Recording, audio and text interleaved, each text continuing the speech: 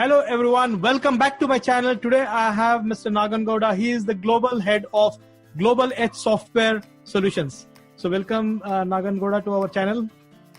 Thank you so much, Azmath, and it's been a pleasure being with you. Yes. So let's hear something about your story, about you as a person. All right. My story title can be, if you want to write a title, it can be well documented in someone. It's like from no one to someone, right? So, I came from a small village in North Karnataka, studied in a place called Gadag and Dharwad and Bangalore. My life is actually a classic example of two future theory, if you like it. When I did my graduation, I did my schooling. When I was ready to get into an employment, I came to Bangalore to do a very different job. 6 months into my job, my destiny took me into a completely different direction. I came to Bangalore to be a programmer. I learned C programming and other things in Harvard, NTT, and I was very excited to do programming. And I ended up in NTT of Bangalore as the World Bank project coordinator. But as they say, destiny has different plans for you. One fine day, the head of the institution called me saying that, you know what, we have a crisis in our office. The HR manager has left. We want you to take charge of the HR department. And that's how I entered into the domain of HR function. Till then, I had no idea about what HR is all about. So okay. I think seldom, as they say, there is a two future theory, future of desire and future of destiny. My desire was to be a programmer, and here was a destiny which brought me into getting into HR function. So in a sense, if you want to call it, I am an accidental HR person in a way. But trust me, what do you like? I think what has happened to me is the best in my life. So that's where I really feel fortunate to be part of this HR fraternity, having contacted and met so many people, almost people like you, whom we put together in Mindtree. I've interacted with millions of people actually. So that has been the best part of my life and my journey in the last 2 decades or so. And that's about Naganagouda in a nutshell as well. Okay, this happened which year? Okay, to be precise, in 1995 November, I came to Bangalore for job, and sometime in mid-March, this transition happened into HR function. So from then on to till date, no looking back. Okay, interesting. It's been a and you're loving study. it. Yeah. Okay, so how are you handling current situation with people working remotely, and a lot of transition must have happened by now, isn't it? You know, Azmath, the current situation is very much like a grandmother's story to me. You know why I'm saying this? Because when I was a child, my grandparents used to tell me stories about, there was an epidemic called plague, which was known as a Black Death in those days. Right. So village after village would vacate the place and then go to fields and live there till the epidemic is cleared. From plague to COVID, life has taken almost 100 plus years. But I think this corona has really made a huge impact on the human capital of the world. Right. It came from somewhere in China, and then in no time, the world thought it's only limited to China. And what happened? Without even we realizing that what hit us, we were caught on our knees. So for IT industry, if you know, you also work there, the remote functioning is not a big challenge per se, because we have been the masters of outsourcing, offshoring of the work from the globe to the rest of the world, to India, and then deliver value to our customers. Right? So we have kind of mastered this art. But when a pandemic like this hits you, of course it creates a jolt for everybody. But fortunately, I don't know about the other organizations, we at Global Edge, we knew in the middle of February of 2020 that we are heading into some sort of a crisis situation. What we did? We have a small management team which actually works as a crisis management team. We have regular briefings, regular discussions where we said, what if situation, how do we prepare ourselves? We listed the to-do list. To top it off, we had to procure some of the resources like laptops. We ordered instantly some laptops, some 200, 300 laptops we ordered. We ordered dongles. And we realized, looked at the demography or talent. If you see our average age is about 28 years in Global Edge. That means majority of the people are living in PGs and single accommodation, we stay with friends and relatives. We categorized people into different buckets. We said, who are the people who will get affected if this happens? What if this doesn't happen? So we had scenarios available at our disposal.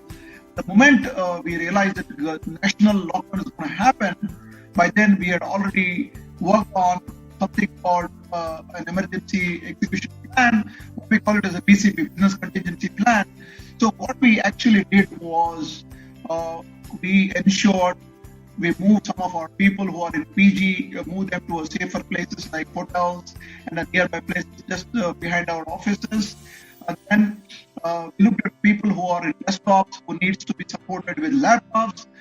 We ensured laptops delivered to the extent you don't believe. Just 2 days before the lockdown, my colleagues drove all the way from Bangalore to Hyderabad to deliver a set of laptops and ensure customer business continuity is maintained.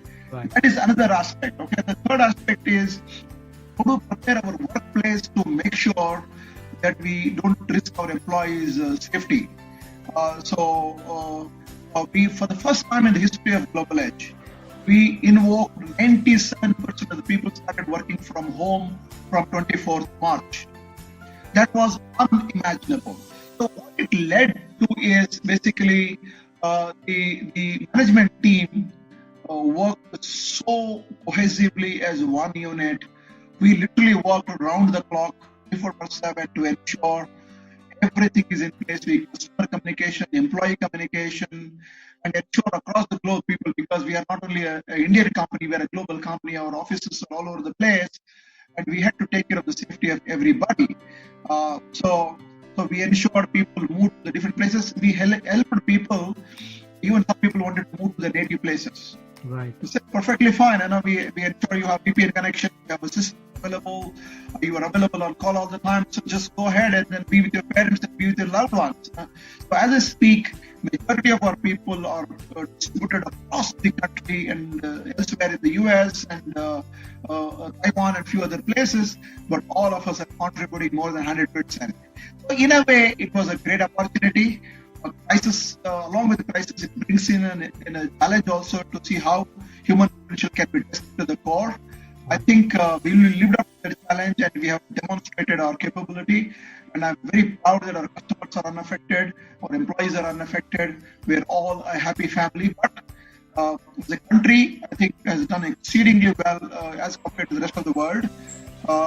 So now our prayers is to make sure that every citizen of this country is safe and secure, and elsewhere as well, because the COVID virus does not see caste, creed, religion, community, color, and so on and so forth. I firmly believe in whatsoever the world is one family, and the world has really got affected very badly. So many lives are lost for no reason, and we join hands in dealing with this crisis situation, and we must, every one of us, have to do a little bit of ourselves, like you are doing today as a conversation with me to connect with people and spread this message to the rest of the world. Let's join hands, and I'm sure Corona will be behind us very soon. Absolutely, I think so. Yes, I think we are making good progress as a nation as well. So tell us about the most difficult decision you have ever made in your life. Oh, okay. This is a very interesting question. I must think back. There's a story I want to tell you. When I graduated from with science as a degree, and I had attended an interview with the Mumbai manufacturing company. it so happened so quickly that job offer came to me. And everybody in the family wanted me to take up the job and go to Mumbai, right? But heart in heart, I was not for it. I don't know why. My intuition had some sixth sense sort of a thing. And I braved everything, told my parents, no, I'm sorry, I'm not taking up the job. I will do some programming course in Dharwad. Okay. I ended up with the entity of Dharwad for a 1 year specialized diploma in computers. My dad was not happy, but you know what happened? My dad said, no, okay, you want to learn? Please go ahead and continue your education, no problem. In no time, I finished my degree with first class and distinction and honors. And NTTF offered me a job in Bangalore.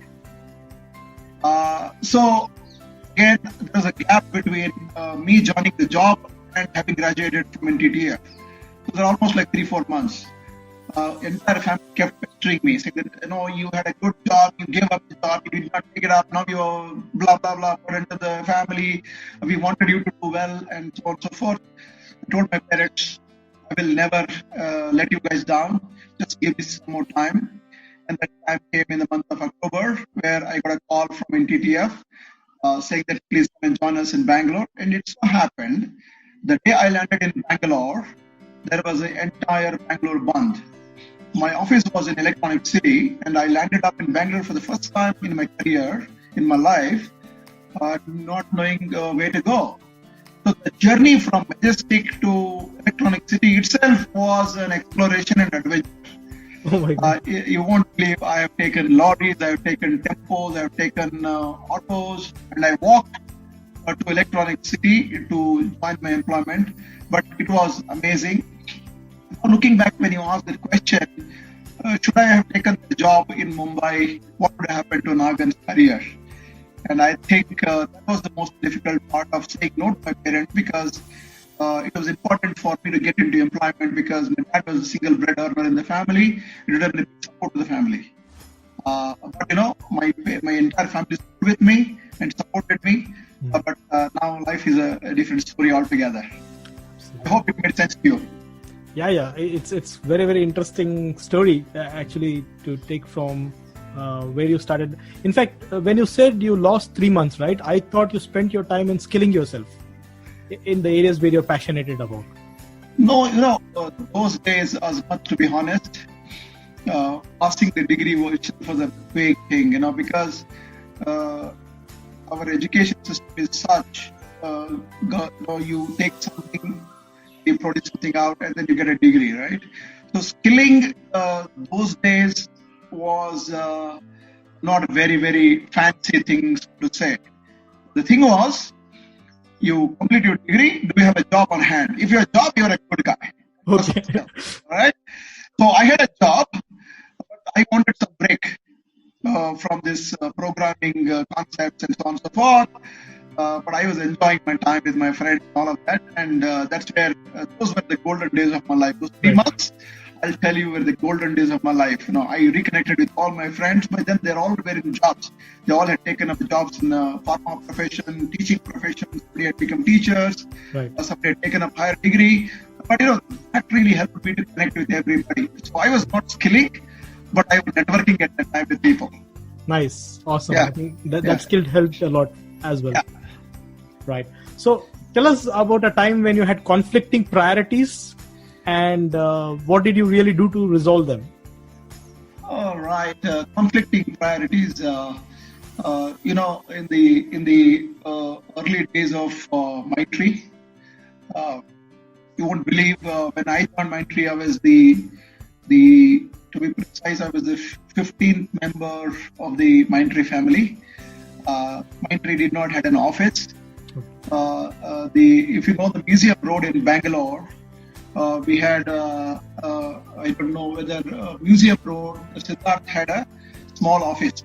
Those days there was a Star TV office there. We had got a small floor, and that's where we were placed. It so happened that I had to start work before I could join Mindtree. Right? I was working in a large group of hotels. I told my hiring manager at that time, TGC Prasad, you know what, Prasad, I cannot take up employment with Mindtree. But you know what? I have a job which is 9 to 6. After 6, I will come and spend time in Mindtree and learning Mindtree's processes, and we'll work together and build some processes. It was a clash of, because it would amount to dual employment. Right. My mind and heart did not allow me to accept that kind of a thing. And my boss was very kind. He said, don't worry about it. Here is the key. I had not even joined, okay? Got the key of the office. And after 6 o'clock, from Racecourse Road to Museum Road, I would go and continue my work from 6 p.m. to about 2 a.m. or 3 a.m. time, and go home and continue back. Weird. So, you have priority. For me, both the priorities at the time. Taj West End was a priority. That's where I was working as a personal officer, because that was my employer. But here was my future employer. Because I had heard the stories of Mindtree, I was very passionate, because I came from a rural place. And I said, here is a company which want to contribute to the primary education those days. So that was one of the stated vision statements of Mindtree. That really stuck in my mind. I said, look, I'm willing to do this. So to tell you the how I handled it, I declared with my employer also said, hey, this is what I'm doing, but trust me, this is not my employment, this is my voluntary services to that organization. So when I came on board, my boss was so happy, and then he declared it to everybody, and it was such a nice feeling. But what you need to do when you have conflicting priorities, what I did essentially was I did what was right to me. Absolutely. You can never take an easy shortcut route and do something which will devastate your entire career. It was easy for me to say, hey, you know what, you can pay me salary, I'll come and work for you guys. I did not do that. I said nothing doing. Only the day I formally joined Mindtree will be the date of my employment. And that's how my Taj manager was so happy that I was so open, and so as Mindtree people were very, very welcoming, and gave the key of the office to me. And that, I think, was the beginning of a strong cementing trust that we had developed together as a team. Right. And that took almost 12.5 years before I parted with Mindtree. But it was an amazing journey, and I think this is how this is one of it. Actually, and there are many more we can keep talking, so we can go on. Yeah, this is very interesting one. You were like having conflicts, but you resolved it so very well, right? Yeah. Negotiated with both the employers. So the beauty, like I said, is you need to be straightforward. You need to be honest, upright, and look into the eye of the person and say, hey, this is what I think is the right things to do, which is very uncommon in today's world. Right. True. What is required is you need to do what is right, what your heart says, what your mind says. Because mind can give you several other directions. If your heart is pure, I'm sure you will land up with the right decision. In my view, when I look back, that was the right decision, where mind and heart were in synergy. Right. I think it's a very powerful sentence which you mentioned, right? If your heart is true, you'll land up in the right place, right? Yeah. Okay. Tell us something which you have done to improve the performance of yourself and your team. You could pick a choice. If you want to just take yourself, it's fine. But if you want to pick up both yourself as well as your team, how do you really improve the performance of yourself? I would say this is my favorite question, actually. Again, Azmath, in my 2 decades plus experience, major part of my career has been with Mindtree. When I was very young in Mindtree, I was just about 2.5 years into the job, where I was the second member of the HR team, and the company got into diversified business. We started something called R&D services and IT services. So R&D services needed special attention of bootstrapping the business operations, talent hunt, and talent management, and performance management, and the entire HR ecosystem had to be created. So they said, hey, here is a Nagan, please take this responsibility of building R&D services HR function, just go take it tomorrow morning onwards. The job was handed over to me. Right? And I was very young in my experience. It came as a surprise as well as an opportunity and an advantage. while I was young, I hired my team, the core HR team and the talent acquisition team. All of us were like young, energetic, bubbling energy, and vibrant people, hungry for success in life, wanting to prove something to somebody, and wanting to make a mark in the industry. So what we did is, because it is very important for you to take the entire team into confidence. So my way of taking the team into confidence was to ensure the first and foremost is to infuse passion in every individual. Because my belief is, if you are passionate about what you do, where you work, rest everything is taken care. Passion, in my view, is 24/7. And if you're passionate about your job, don't look at the watch. You don't look at the time either, right? So once you infuse passion, then you bring in commitment to the job. People need to give 100% of their commitment to the job. And along with commitment, you must learn to collaborate with multiple stakeholders. My mantra was BCC: infuse passion, infuse commitment, and ensure everybody collaborates together. Awesome. All right. So once you have this armory with you, and the team started delivering extraordinary results, and to add to this and to top it up, very early in our career as a team, we experienced a high level of empowerment. For example, our business unit head, Janaki Raman, fondly known as Jani, he gave enormous empowerment to me as the HR function lead. Similarly, what happened, I knowingly or unknowingly passed on that empowerment to the team. And you know what happened? With the empowerment, they felt the sense of responsibility. And that made an absolute miraculous impact on building the business.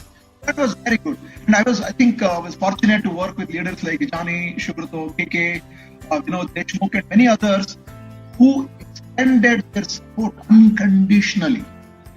And even though we were young, what I learned with the team is, it is not the age of the individual, it's the role the individual plays is what is important. The respect and the way they dealt with us was outstanding. While doing this, what I learned, especially covering this, I talked about the team, how you build the team and all of that.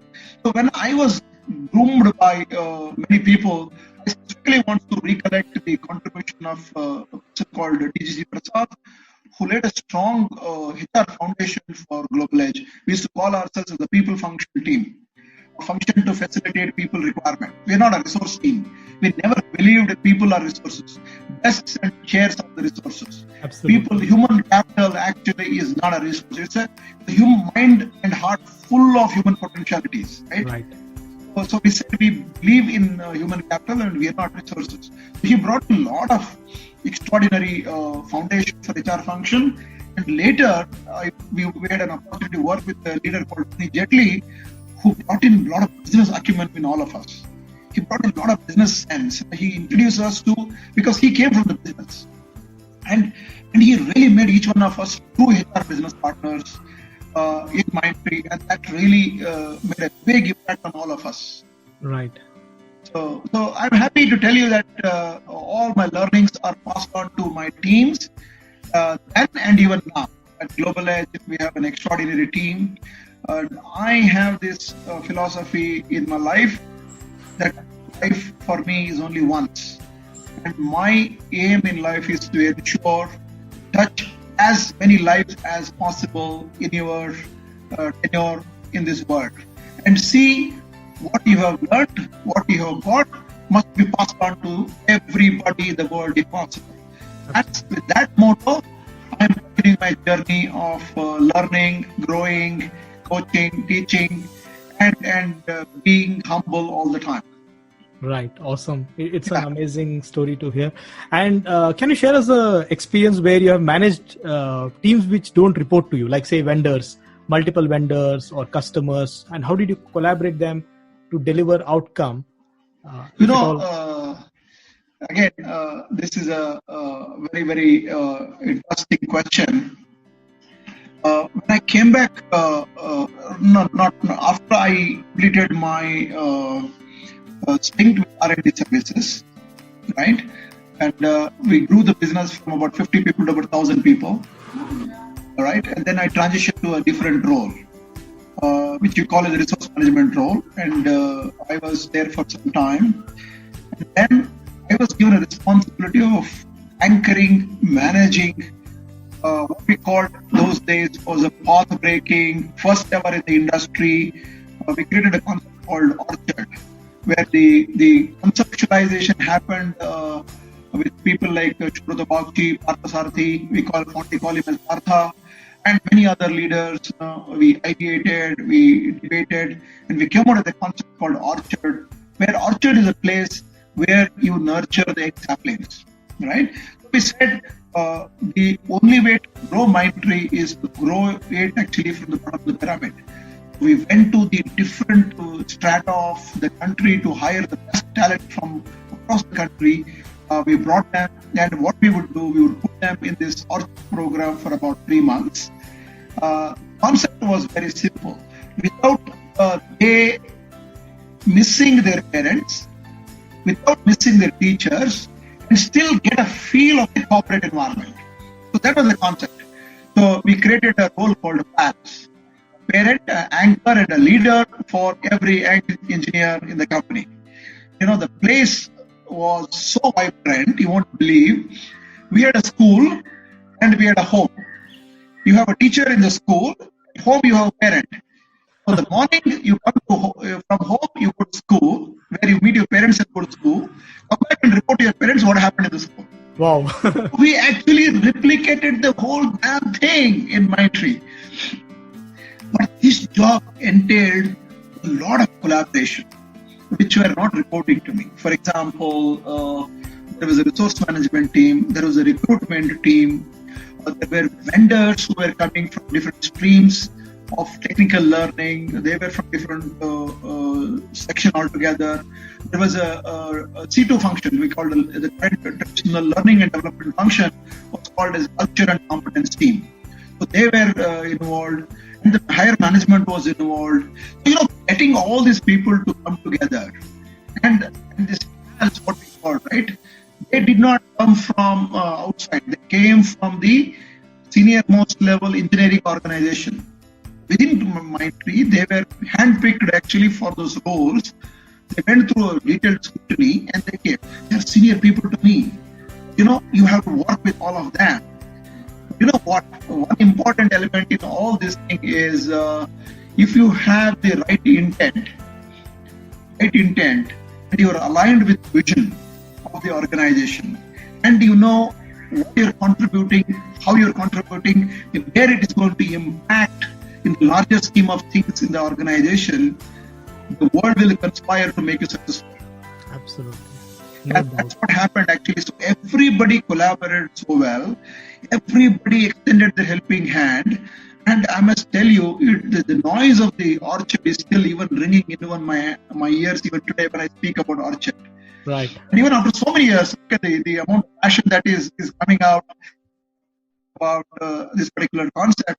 I think that was a defining moment in the history of Mindtree and in my own personal life. It taught me many, many things. You know what? You don't have to have authority with you to be able to get the work done. What you need is a willing mind. What you need is a collaborative mind.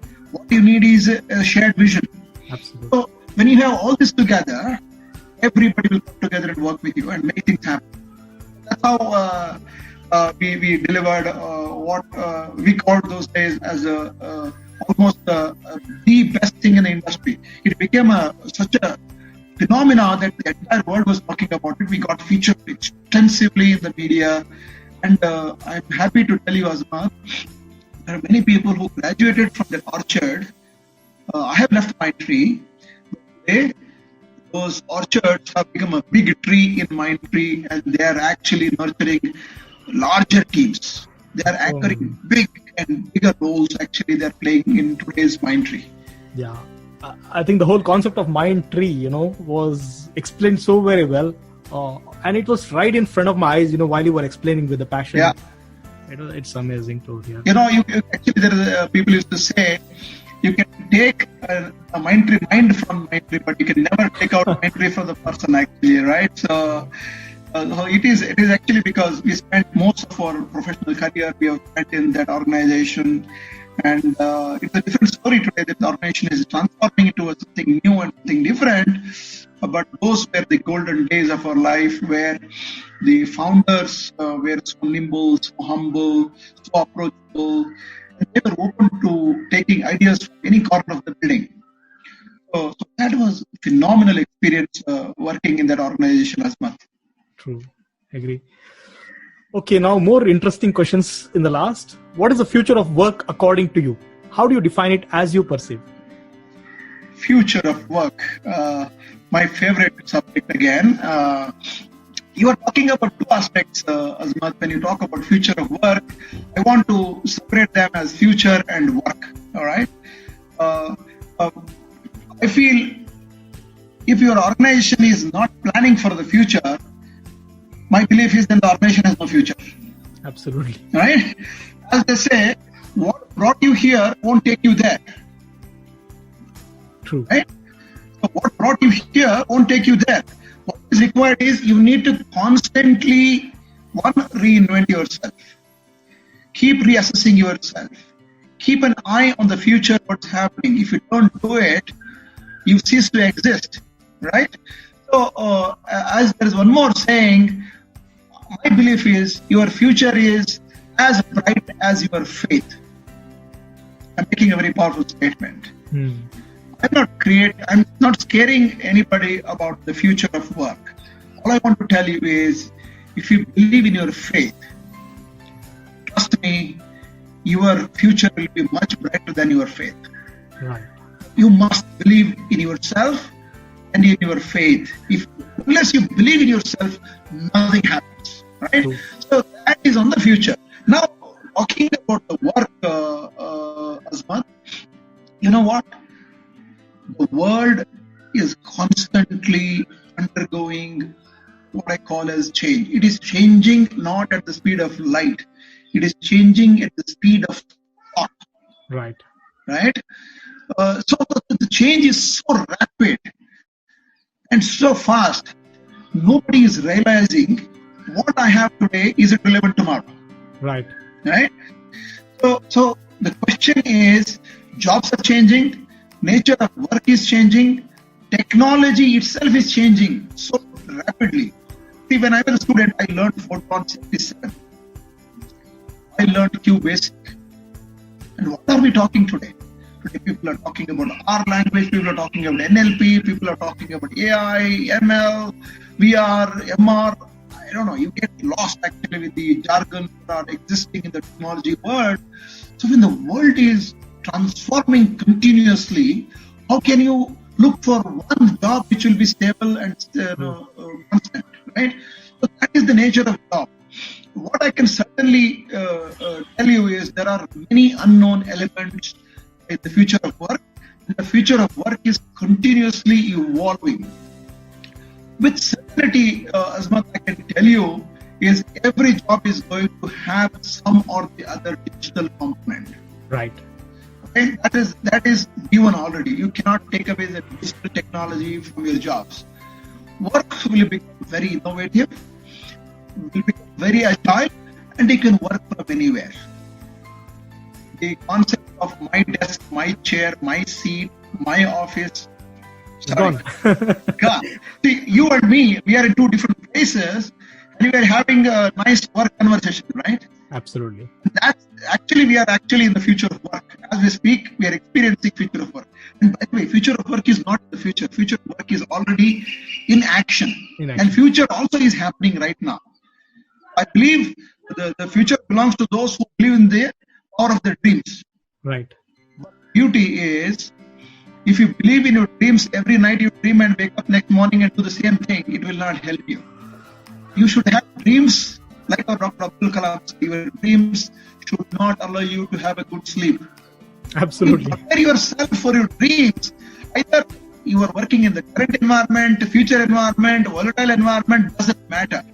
Your dreams will chase you to accomplish your goals. So, on that note, everything is changing. Today's workplaces are transforming. They are called as a digital naive world, where cloud has really taken over.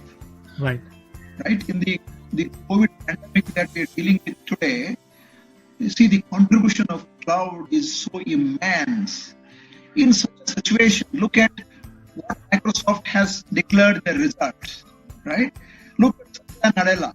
He has actually adopted and changed the course of action of the entire Microsoft company. Absolutely. Right? So today, cloud has really made a huge difference to all of us. And Google is talking about balloons. So where balloons will be there up in sky and make sure every nook and corner of the world is interconnected with the internet. Right? So where are we talking about a workplace and the future and all of that stuff? Future is very exciting. And future is going to be all about, in my view, is about the gig economy. In India, it's still not picked up very well. But trust me, gig will pick up. Yeah. The concept of employee-employer relationship is actually slowly loosening up. Yeah. Commitment of an employee will be limited to in future as a volunteer. You know what? I like Azmath company. I will volunteer with you for next 6 months. Okay. I like the job. And afterwards, okay, I will figure something else. These two will become a reality very soon. But what will happen in the future is the future jobs itself. We don't know what are the nature of jobs that are going to be there in future. So how do you prepare yourself for the future of work? How do you prepare yourself for the future of jobs, right? So what will be the job in the 2025 for the HR professional, if you ask me today, I will not be in a position to tell you, hey, these are the 3 things that will be there in 2025. Right? See, today, the last 45 days have taught us so much for the HR function that now we are questioning how do we create an extensive employee engagement model while employees are not at work. So what is that we can do? What is the new concept we are learning? How are we adapting? Are we willing to change? Are we willing to embrace the newness which is coming in? If you are not, then what happens is you will be left behind and you will not be employable in a sense. True. Right? So in a nutshell, the future is knocking our doors, forcefully entering our doors, number one. Number two is, in the same technology is rampantly changing. The future of work belongs to those who adopt the future as a day-to-day life and adopt the changing technology as a way of life. If you merge these two together, you have to prepare yourself and make sure that you are the future workforce of the world. The reason why I'm saying is because we are the only country with working capital of the world in our country, right? We have the world's youngest population comes from India. The world is looking at us. We as a country, we as citizens, we must look at this concept very, very critically, seriously, and take concrete steps to make ourselves future-proofing. And also make yourself recession proof. Either COVID or no COVID, you must be competent, capable, committed all the time. You are razor sharp. Absolutely. So that is what the need of the hour. BYOD is gone today. So people thought BYOD is a great thing. BYOD is gone today. Actually, right? I can be sitting in the lawn in Global Village and working. I can be sitting in Kailash and still working for my organization. Right? So future of work is infinite and it's all over the place. Right, very, very interesting. To you, Azmath. Yeah, I think it's really important to convey this message about gig economy, right? You talked about gig economy, which I think it's already catching up in India as well. With the interactions I'm already having with a lot of organizations currently. And another thing which is going through is the outcome-based income, right? Yeah. It is like as simple as that. No one is bothered about number of hours you spend, when you start, when you complete, where do you do it. It's all about the outcome, what you're going to give, and that's where you get. It's going to be interesting times, isn't Yeah, it? of course. We're all geared up for it, actually. I'm excited. Right. Yeah. Okay, there is a last question, but it's a very important one. My belief has always been work-life balance is imbalanced if you don't have work-life success. So Yeah. what is your definition of work-life success? How do you define and advise people? Wow. For me, success is a mirage, right? And it's a journey and not a destination. And success doesn't stay with one place and one person for a long time, right? First, we need to understand the true meaning of success as it is different for different people. Right. For you, to taste success, you need to first believe in yourself, like we discussed already. Unless you believe in your knowledge, in your skills, in your capability, in your ability to learn, success is a distant dream for you. Absolutely. Right? So it's a very, very vital and important element. My belief is self-belief is a force multiplier. Very, very vital. Okay, if you start questioning your own self every time, oh, am I capable? Can I do it? Can I not do it? Trust me, there is nothing called you cannot do it. I'm reminded of Swami Vivekananda's statement, which says, every soul has come to this world with the purpose to create a miracle. Right? We are not ordinary species. Absolutely. We have come with the purpose to create miracles. Only thing is, you have to identify the right potential and ignite the right potential, and miracles will happen. That's my firm belief. And I have experienced myself as an individual. Right? So, on that point, you must believe, and that success will happen. Success will come to you. I also believe success and failure, the road to these two is the same. Right. Okay? Road is same. If you have the tenacity, energy, ability to wake up every time you fail and continue the journey, Right. and you will reach your success destination. The second point. The third point is, my belief is, you don't get what you wish for. You get what you work for. Right. Right? I can always wish for a success. I wish, I want to be like Azmath. I wish I want to be the XYZ company CEO, blah, blah, blah. If you don't make concrete efforts, you don't work for it, it will never come close to you. All right? And that's the third point. Success is not a final, and failure is not fatal. Right. Right? I'm again reminded by Dr. Abdul Kalam's famous words. He beautifully explains what a fail means. First attempt in learning, he says, right? First attempt in learning. That's what he says as a fail, okay? If you don't fail, you don't know what is success, buddy. Right. Absolutely. Right? How to taste success, you're not fallen down. Like, take an example of a young baby, right? When the baby is growing, it learns to crawl first. Look at the amount of effort and the energy it puts in. Every time it falls down, does it give up? No, the answer is no. It continuously strives. Mother or father doesn't help, because you know what? External help will come only in certain times. Right. What is required is your inner strength, inner courage, inner commitment, and inner conviction that I can do this will only help you to stand up on your toes. When the child learns to stand up, and it's like almost like getting wings to fly, right? Absolutely. So that is very important. When I'm talking about wings to fly, you know what? I want you to remain fit to be able to experience success. And my definition of fit is first in trying. You must be the first person in trying something new all the time. Right? First we talk about fail, we talk about fit, right? It's very, very important. Otherwise, what happens today, generation, we have a challenge. You graduate at 22 or 23, all right? You get a hefty salary from the campus offer. In 2 years, you have your car. Third year, you have your home. Fourth year, probably you're married. right? So you see everything so soon. Absolutely. Your ability to understand the pace of life somewhere is lost. What happens? Situations like this do occur in our lives, like COVID pandemic or the recession that is, we have seen the recessions in the past.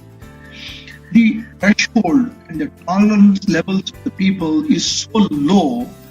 I'm actually disgusted by their low thresholds, because it hurts to know that for some silly small reasons we are losing precious lives. So what I'm saying is, I wish, pray and hope that you succeed in every endeavor of your life. Right. But similarly, please learn to develop an ability to deal with failures in equal proportion. Right? Yeah. It's very, very important. If you don't love failures, then success will never come. Absolutely, right? So it's very, very vital. My only request to people who are listening to your channel is, look, you know what? You are the brightest shining star for your family. You are the brightest shining North Star for this country. True. We need you more than ever before. And like I said, you are here for a purpose. Your voice will be heard. You matter a lot to us. And we need you forever. Right. So what is required is, you must know your responsibilities. You must learn to strengthen your shoulders to handle that responsibility, and toughen your mind and heart to deal with all kinds of situations in life, and live with a ray of hope. Without hope, what is life, Azmath? Right. Absolutely. This also will pass, don't worry. Learn to deal with situations in a pragmatic way. Don't have unreasonable expectations. And I have seen many failures in my life. I've seen many successes, but both of them have not bothered me. Right. What matters, Azmath, is what is your bigger purpose in life?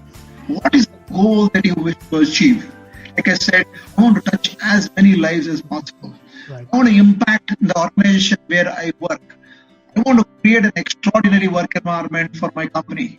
I want to create the best talent pool for the country. When you have such bigger goals, the small failures really doesn't matter, right? So create a higher purpose in life. Again, Swami Vivekananda says, you know what? High aim is not a crime. Low aim is for sure is a crime, right? You try something. If you don't succeed, you can coach others. If you succeed, well and good. Why not? Right? So success has many parents. Failures has very few. Right. You know what? Please learn to take both success and failures together in the same wavelength and same proportion, and life will be wonderful. Right. Awesome. Yeah. In fact, this also reminds me Swami Vivekananda's one quote, which says, "Stop not till your goal is reached." Yes, of course. I think it's an awesome. Wait, arise, stop not till your goal is reached. Yeah, Right. That's correct. Yeah. Okay, that was amazing having you here, Mr. Naganagouda. It was like such a pleasure to recap all those Mindtree days. Even some of these stories were not even known to me. I think it's Right. something which I learned myself. So thanks for joining this channel.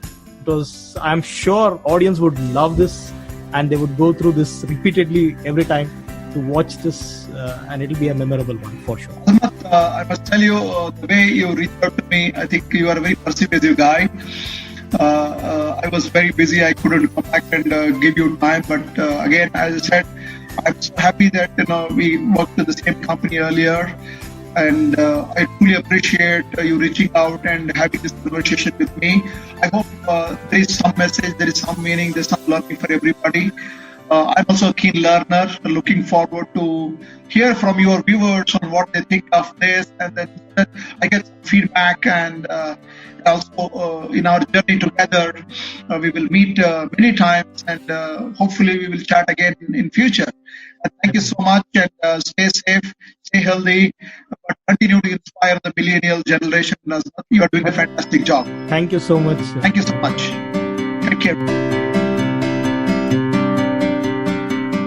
Hope you liked today's video and hit the like button. If you have not, hit the like button now and share with all your friends.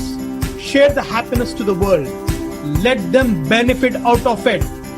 See you in the next video.